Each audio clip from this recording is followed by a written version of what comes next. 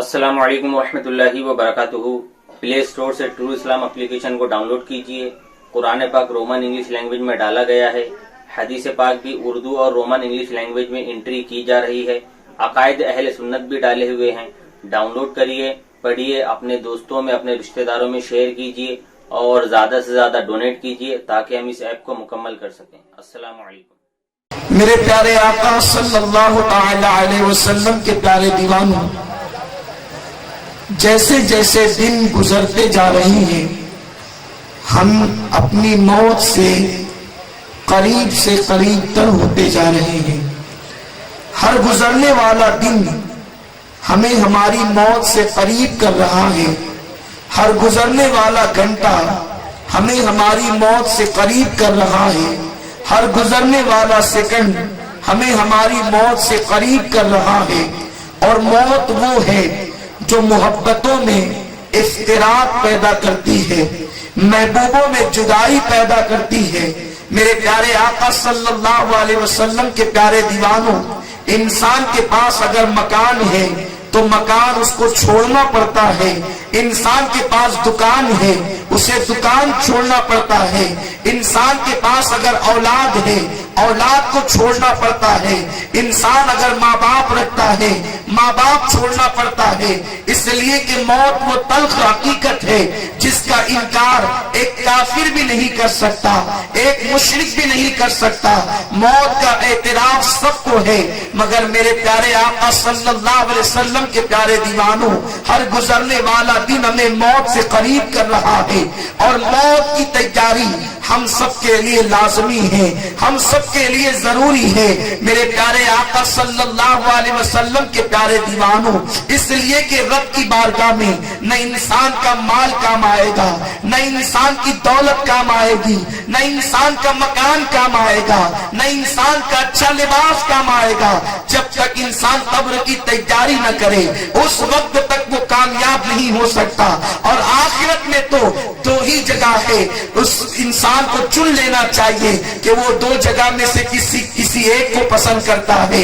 ایک کس جگہ کو پسند کرتا ہے؟ ایک تو وہ ہے جسے جہنم کہتے ہیں، ایک تو وہ ہے جسے جنت کہتے ہیں۔ جہنم میں فرعون ہے، جہنم میں حامان ہے، جہنم میں نمرود ہے، جہنم میں یزید ہے، جہنم میں بخت نصر ہے، اور جنت میں رسول اعظم ہے، جنت میں غوث اعظم ہے، جنت میں حسین اعظم ہے، جنت میں مولائے کائنات ہے، جنت میں غریب نواز ہے۔ اب ہمیں چننا ہے کہ ہمیں فرعون والی جہنم چاہیے یا رسول والی جنت چاہیے، ہمیں حسین والی جنت چاہیے یا یزید والی جہنم چاہیے۔ فیصلہ ہم نے کرنا ہے۔ قدرت نے ہمیں زمین پر بھیجا، اس اختیار کے ساتھ بھیجا، الذی خلق الموت والحیات لیبلوکم ایکم احسن عملا۔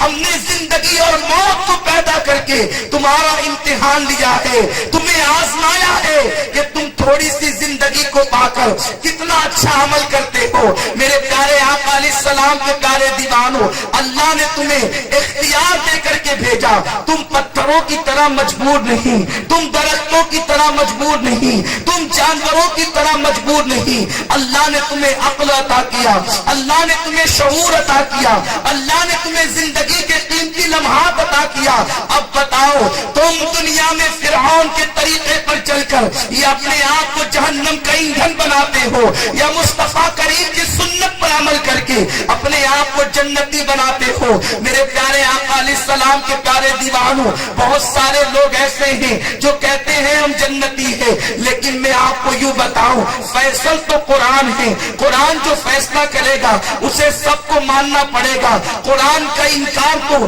اللہ اکبر کوئی مسلمان کر ہی نہیں سکتا۔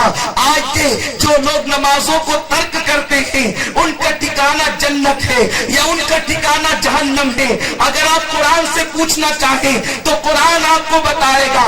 اللہ رب العزت ارشاد فرماتا ہے فَوَيْلٌ لِّلْمُصَلِّينَ الَّذِينَ هُمْ عَنْ صَلَاتِهِمْ سَاهُونَ. ان نمازیوں کے لیے ویل ہے جو اپنی نمازوں میں غفلت کرتے ہیں, اپنی نمازوں میں سستی کرتے ہیں. آپ آیہ کریمہ پر توجہ فرمائیں, اللہ نے یہ نہیں فرمایا کہ بے نمازیوں کے لیے ویل ہے, بلکہ ارشاد فرمایا فَوَيْلٌ لِّلْمُصَلِّينَ, نمازیوں کے لیے ویل ہے. کون نمازی؟ جو اپنی نمازوں میں سستی کرتے ہیں, جو اپنی نمازوں میں غفلت کرتے ہیں. میرے پیارے آقا علیہ السلام کے پیارے دیوانوں, مجھے بتاؤ, جب وہ نمازی جو نماز میں سستی کرتا ہے, نماز میں غفلت کرتا ہے, جب اس کے لیے ویل ہے, تو جو لوگ سرے سے نماز ہی نہیں پڑھتے ان کا ٹھکانہ جہنم میں کہاں ہوگا؟ ویل کسے کہتے ہیں؟ ویل کی تعریف کیا ہے؟ آؤ میں آپ کو بتاؤں. اللہ کے پیارے حبیب مصطفیٰ کریم رؤوف الرحیم صلی اللہ تعالی علیہ وسلم سے پوچھا گیا, صحابہ نے عرض کیا یا رسول اللہ یہ ویل کیا ہے؟ ویل کسے کہتے ہیں؟ جو نمازوں میں سستی کرتے ہیں ان کے لیے قرآن نے ویل بیان کیا. ویل کیا چیز ہے؟ آقا فرماتے ہیں ویل جہنم کی ایک وادی ہے, ویل جہنم کا ایک طبقہ ہے جس سے جہنم بھی پناہ مانگتا ہے. اے میرے صحابہ, ویل وہ ٹھکانہ ہے کہ اس کے اندر اگر پہاڑوں کو ڈال دیا جائے تو پہاڑ بھی جل کر کے پگھل جائے. آپ سے میں پوچھنا چاہتا ہوں, اے میرے آقا علیہ السلام کے غلاموں, اے میرے آقا کریم کے غلاموں, ہم نے رسول اللہ کے کہنے پر اللہ کو ایک مانا, ورنہ خدا کو ہم نے دیکھا نہیں. جس رسول کے کہنے پر خدا کو ایک مانا, جس رسول کے کہنے پر قرآن کو اللہ کی آخری کتاب مانا, جس رسول کے کہنے پر ہم نے حدیث کو حدیث مانا, وہ رسول فرما رہے ہیں کہ جہنم کے اندر ایک وادی ہے جس کا نام ویل ہے. اس میں اگر پہاڑ ڈال دیے جائیں تو پہاڑ جل کر کے پگھل جائیں. میں تم سے پوچھنا چاہتا ہوں, جب پہاڑ جل کر کے پگھل جاتے ہیں جہنم میں, ویل کے پہاڑوں کو ڈالا جائے تو وہ پگھل جائیں. مسلمانوں بتاؤ, کیا ہمارے جسم میں پتھروں سے زیادہ طاقت آ گئی؟ کیا ہمارے جسم میں پتھروں سے زیادہ قوت آ گئی؟ کیا ہمارے جسم پتھر سے زیادہ طاقتور ہو گئے؟ نہیں نہیں. مجھے بتاؤ, جب پہاڑ ویل میں ڈالے جائیں تو پہاڑ پگھل جائیں. اے نمازوں میں غفلت کرنے والوں, اللہ نہ کرے اگر ہمارا آپ کا وجود اس میں ڈالا جائے تو اس کا انجام کیا ہوگا؟ اور پھر بے نمازی نہیں بلکہ نمازی کو ڈالا جائے گا. کون نمازی؟ جو 4 وقت کی پڑھتا ہے, فجر چھوڑ دیتا ہے, فجر پڑھتا ہے, ظہر اور عصر چھوڑ دیتا ہے, عصر پڑھتا ہے, مغرب اور عشاء چھوڑ دیتا ہے. یعنی جو نماز کو چھوڑ پکڑ کر کے پڑھتا ہے اس کے لیے قرآن بیان کرتا ہے کہ ویل ہے. اب آپ غور فرمائیں, جو سرے سے نماز ہی نہیں پڑھتا اس کا ٹھکانہ کیا ہوگا؟ میرے پیارے آقا علیہ السلام کے پیارے دیوانوں, اب ذرا آئے, ذرا اس کا ٹھکانہ بھی سن لے تاکہ لرز جائیں. اے اپنی جوانی ناش کرنے والوں, اے اپنی طاقت پر اترانے والوں, اپنے حسن کو بار بار آئینے میں دیکھ کر کے اترانے والوں, ذرا سوچو تو صحیح. ایک دن قبر ٹھکانہ ہوگی, ایک دن قبر میں سونا ہوگا, ایک دن قبر میں آرام کرنا ہوگا. جانتے ہیں آپ, بخاری شریف کی حدیث ہے, اللہ کے رسول صلی اللہ علیہ وسلم فرماتے ہیں جہنم کے اندر سب سے ہلکا اور سب سے کم ترین عذاب جس جہنمی کو دیا جائے گا وہ یہ کہ اس کے پیروں میں آگ کی جوتیاں پہنائی جائے گی. جب اس کے پیر میں آگ کی جوتی پہنائی جائے گی تو اس کے سر میں اس کا بھیجا ایسے کھولنے لگے گا جیسے چولہے پہ رکھی ہوئی ہانڈی کے اندر پانی کھولنے لگتا ہے. یہ سب سے ہلکا عذاب ہوگا. صحابہ نے عرض کیا یا رسول اللہ, سب سے ہلکا عذاب یہ ہے تو جہنم کا سب سے بھاری عذاب کیا ہوگا؟ آقا فرماتے ہیں جہنم کا سب سے بھاری عذاب جو ہوگا اس کو کوئی بیان ہی نہیں کر سکتا, اس کو قلم لکھ نہیں سکتا, وہ تصور میں نہیں آ سکتا, وہ گمان میں نہیں آ سکتا, وہ بیان میں نہیں آ سکتا. آقا فرماتے ہیں اگر وہ عذاب بکریوں کو پتا چل جائے, جانوروں کو پتا چل جائے تو جانور ایسے گھلنے لگیں گے جیسے پانی کے اندر نمک گھل جاتا ہے, وہ بیان نہیں ہو سکتا. آقا سے پوچھا یا رسول اللہ, وہ عذاب جو بیان نہیں ہو سکتا, جو لکھا نہیں